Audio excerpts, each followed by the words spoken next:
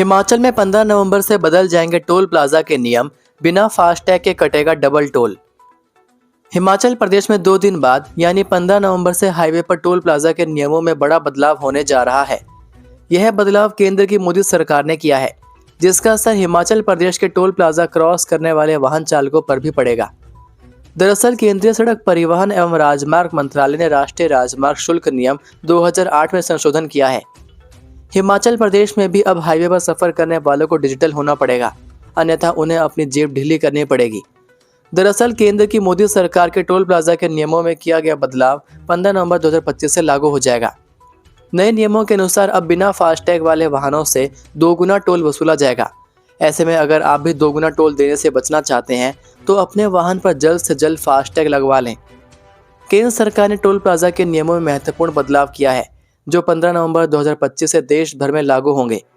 नए नियम के अनुसार बिना वैध फास्टैग वाले वाहनों से 2 गुना टोल वसूला जाएगा, जबकि डिजिटल माध्यम से भुगतान करने पर थोड़ी राहत मिलेगी। यह बदलाव हिमाचल प्रदेश समेत सभी राज्यों के राष्ट्रीय राजमार्गों पर लागू होगा। हिमाचल में शिक्षकों के 3100 पदों पर होगी भर्ती, दिसंबर में परीक्षा करवाने की तैयारी। हिमाचल प्रदेश के सरकारी स्कूलों में लंबे समय से खाली पड़े शिक्षकों के पदों को भरने की प्रक्रिया शुरू हो गई है। प्रदेश की सुक्खू सरकार हिमाचल में 3100 पदों पर शिक्षकों की भर्ती करने जा रही है। यह भर्ती प्रक्रिया नए शैक्षणिक सत्र से पहले की जाएगी, ताकि नए शैक्षणिक सत्र की शुरुआत होने से पहले स्कूलों में खाली शिक्षकों की कमी को पूरा किया जा सके। यह जानकारी शिक्षा मंत्री रोहित ठाकुर ने दी। सरकार के इस फैसले से लंबे समय से शिक्षक के पदों पर भर्ती का इंतजार कर रहे युवाओं के लिए राहत भरी खबर है। हिमाचल में पंचायत चुनावों को लेकर बड़ा अपडेट, चुनाव आयोग इसी महीने जारी कर सकता है शेड्यूल। हिमाचल प्रदेश में पंचायती राज संस्थाओं के चुनाव का इंतजार अब जल्द खत्म होने वाला है। राज्य निर्वाचन आयोग ने सभी आवश्यक तैयारियां पूरी कर ली हैं और माना जा रहा है कि इस महीने के अंत तक चुनावी शेड्यूल की घोषणा कभी भी हो सकती है। आयोग और सरकार दोनों स्तर पर गतिविधियां तेज हो गई हैं, जिससे साफ संकेत मिल रहे हैं कि पंचायत चुनावों का बिगुल बजने ही वाला है। जानकारी के अनुसार प्रदेश में इन चुनावों को वर्ष 2011 की जनगणना के आंकड़ों के आधार पर आयोजित करने की तैयारी चल रही है।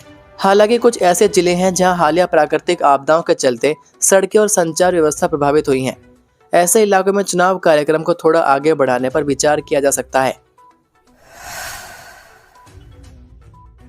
ठंड के आगोश में समाने लगा हिमाचल, माइनस तापमान में भी कम नहीं हो रहा सैलानियों का जोश। हिमाचल प्रदेश लगातार ठंड के आगोश में समाता जा रहा है।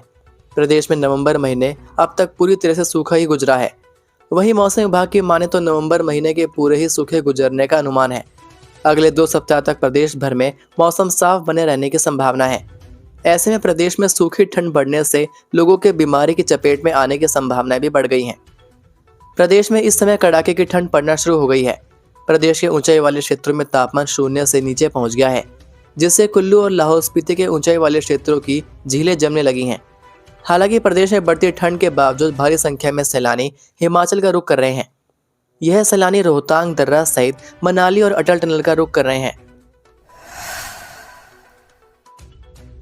खेतों में मिला पाकिस्तानी एयरलाइंस का गुब्बारा, फिर आसमान में हुआ गायब, पुलिस कर रही तलाश। कांगड़ा जिला के उपमंडल धीरा के अंतर्गत आने वाले गांव ओचा के खेतों में एक पाकिस्तानी इंटरनेशनल एयरलाइंस अंकित गुब्बारा मिलने से क्षेत्र में हड़कंप मच गया। जानकारी के अनुसार ओचा गांव के खेतों में वीरवार सुबह जब गांव के एक व्यक्ति अपने खेतों में से जा रहा था तो उसे एक अजीब सा गुब्बारा दिखाई दिया, जिस पर उसने आसपास के लोगों को इसकी जानकारी दी। जानकारी मिलने पर गाँव की एक महिला ने इस गुब्बारे को लेकर एक वीडियो बनाकर सोशल मीडिया पर डाल दिया और उक्त महिला ने अपने वीडियो में कहा कि यह किसी की शरारत है। इस महिला ने अपने सोशल मीडिया अकाउंट पर कहा कि इस मामले की जांच की जानी चाहिए और यह पता लगाना भी आवश्यक है कि इस तरह के दहशत फैलाने वाले प्रोडक्ट कहां बन रहे हैं। इसके बाद गुब्बारा फिर वहां से उड़कर आसमान में गायब हो गया, जिसकी तलाश पुलिस कर रही है। एसडीएम धीरा सलीम आजम ने कहा कि यह एक खिलौनानुमा गुब्बारा है। क्षेत्र में जनता को किसी प्रकार की दहशत ना हो, इसलिए उक्त महिला के सोशल मीडिया अकाउंट से इस वीडियो को हटवा दिया है और मामले की जांच भी की जा रही है। पांवटा साहिब में दहशत, तेंदुए ने 5 मवेशियों को बनाया शिकार। जिला सिरमौर के पांवटा साहिब उपमंडल की छछेती पंचायत के सारा काइला गांव में तेंदुए से ग्रामीणों में दहशत का माहौल है। ताजा घटनाक्रम में गांव के अमर सिंह की 3 बकरियों और 2 बकरों को तेंदुए ने मार डाला। यह मवेशी घर के नजदीक बने बाड़े में बंधे हुए थे। लोगों का कहना है कि पिछले कुछ समय से क्षेत्र में तेंदुआ और अन्य वन्यजीवों की आवाजाही लगातार बढ़ रही है। इससे न केवल पशुओं बल्कि ग्रामीणों की सुरक्षा भी खतरे में पड़ गई है। ग्रामीणों ने प्रशासन और सरकार से पीड़ित परिवार को उचित मुआवजा देने की मांग की है। साथ ही उन्होंने वन विभाग से क्षेत्र में गश्त बढ़ाने और तेंदुए को पकड़ने के लिए विशेष टीम गठित करने की अपील की है। वन विभाग के आरओ सुरेंद्र ने बताया कि अब तक घटना की कोई लिखित शिकायत प्राप्त नहीं हुई है। जैसे ही विभाग को औपचारिक सूचना मिलेगी, नियमानुसार जांच कर पीड़ित को मुआवजा दिलाने की कार्रवाई की जाएगी। इस दिन होगी मंत्रिमंडल की बैठक, कई फैसलों पर लग सकती है मुहर। हिमाचल प्रदेश मंत्रिमंडल की बैठक की तिथि तय हो गई है। इसमें धर्मशाला के तपोवन में होने जा रहे शीत सत्र में प्रस्तुत किए जाने वाले विधेयकों के ड्राफ्ट पर चर्चा होगी। स्वास्थ्य, शिक्षा समेत कई विभागों के एजेंडे भी कैबिनेट की बैठक में जाएंगे। इसके अलावा कई अन्य अहम फैसले भी हो सकते हैं। बैठक 24 नवंबर को राज्य सचिवालय के शिखर सम्मेलन हॉल में मुख्यमंत्री सुखविंदर सिंह सुक्खू की अध्यक्षता में सुबह 10 बजे आयोजित की जाएगी। हिमाचल की भाजपा सांसद कंगना रनौत पर चलेगा देशद्रोह का मुकदमा, जाने क्या है मामला।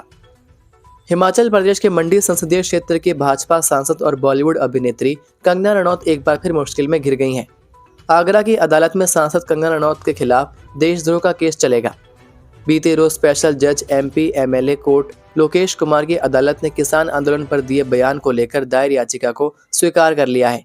अब किसानों के अपमान और देशद्रोह के आरोपों से जुड़े मामले में कंगना रनौत के खिलाफ देशद्रोह का केस चलेगा। बुधवार को स्पेशल जज एमपी एमएलए लोकेश कुमार की अदालत ने उनके खिलाफ दायर रिवीजन याचिका स्वीकार कर ली। अदालत ने आदेश दिया कि जिस निचली अदालत ने पहले इस केस को खारिज किया था, अब वही अदालत मामले की सुनवाई करेगी। इससे पहले 10 नवंबर को इस सुनवाई के दौरान कोर्ट ने कंगना के वकीलों की दलीलें सुनने के बाद फैसला सुरक्षित रख लिया था, जिसे अब सुनाया गया। अब यह मामला निचली अदालत में चलेगा, जहां कंगना को पेश होकर अपना पक्ष रखना होगा। यदि वे बार बार अनुपस्थित रहती हैं तो अदालत आगे एक सख्त कार्रवाई कर सकती है। दरअसल वकील रमाशंकर शर्मा, जो खुद किसान परिवार से आते हैं, उन्होंने 11 सितंबर 2024 को कंगना रनौत के खिलाफ आगरा की अदालत में याचिका दायर की थी। उन्होंने आरोप लगाया कि अभिनेत्री ने 26 अगस्त 2024 को एक इंटरव्यू के दौरान किसानों के खिलाफ आपत्तिजनक टिप्पणी की थी, जिससे देश भर के किसानों की भावनाएं आहत हुई। ये थे आज के मुख्य समाचार। हिमाचल प्रदेश की बड़ी खबरें रोजाना जानने के लिए सब्सक्राइब कीजिए DHP न्यूज़ चैनल को और बेल आइकन पर क्लिक करें, जिससे आपको प्रदेश की बड़ी खबरें हमारे द्वारा मिलती रहें। वीडियो को लाइक और शेयर ज़रूर कीजिए और आप हमारी वीडियो कौन से शहर से देख रहे हैं, नीचे कमेंट करके ज़रूर बताइए। वीडियो में अंत तक बने रहने के लिए आपका बहुत बहुत धन्यवाद। जय हिंद, जय भारत, जय हिमाचल।